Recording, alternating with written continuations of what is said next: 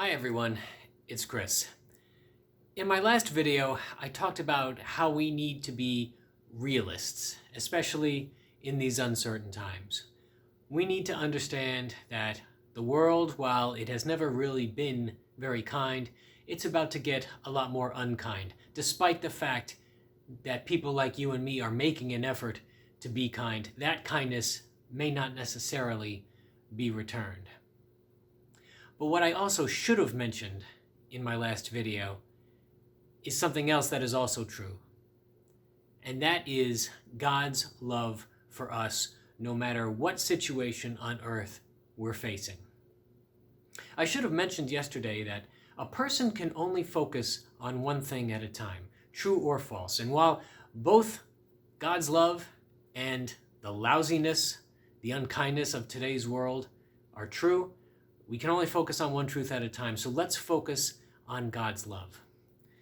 In my previous video, I talked about how I was having a day that was suboptimal, to say the least.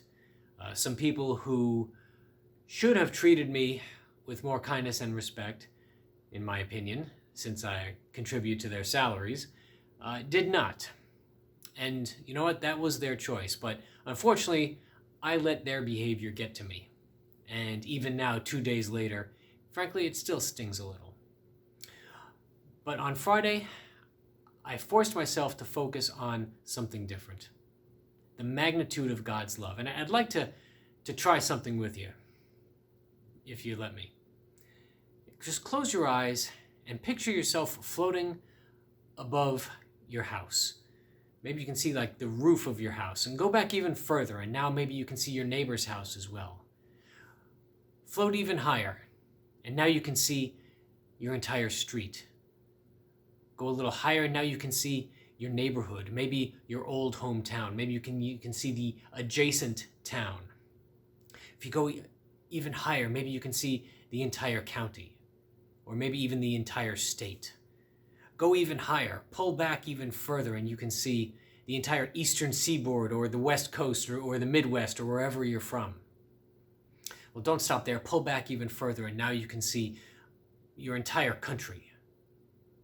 Go even further, you can see the entire continent, and now you can start to see maybe the polar ice caps. Well, go even further, and you can see the entire planet Earth. But don't stop there. Pull back even further. Now you can see the moon.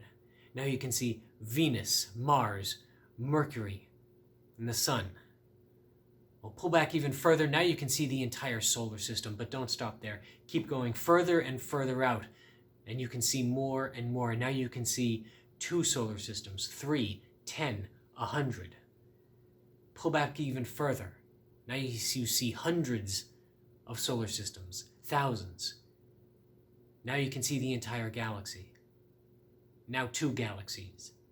Now 3, now 10, now 50, now 1,000 galaxies. All of those galaxies, billions of planets, millions of stars. Who made all of that? It was God. And he made all of that in 6 days. And he did that just to prove a point, by the way. He could have created all of that in the blink of an eye. And he created it all not by breaking a sweat or working very hard, but just speaking it all into existence. How powerful is our God? The answer is infinitely powerful. But what is even more inspiring, what is more uplifting, is his power is equal to his love. The same power that created the entire universe, billions of galaxies, in just 6 days, that's how powerful God's love is for you. And he is directing that love squarely at you and me and every single other person on this planet. That is an unfathomable amount of love. And when I forced myself to focus on that one fact, the magnitude of God's love for me, well, what do you know?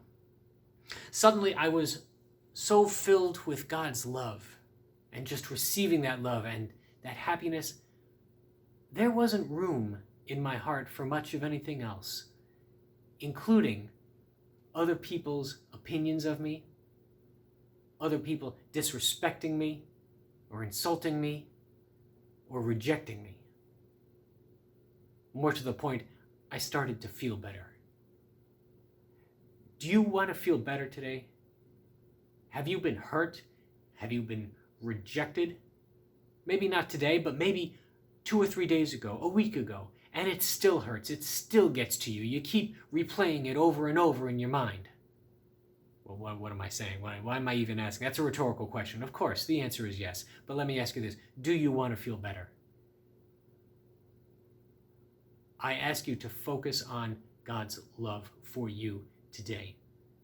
His unchanging, ever-present love being directed squarely at you 24 hours a day, 7 days a week, from before you were born, stretching out into eternity. Think about that. And you'll find, hopefully, that there is no room inside for other people's rejection, for other people's judgment. I hope that you will feel better. I hope you'll try that, and I hope that you will feel better today. We'll see you next time. Talk to you again soon. God bless. Happy Palm Sunday, everyone.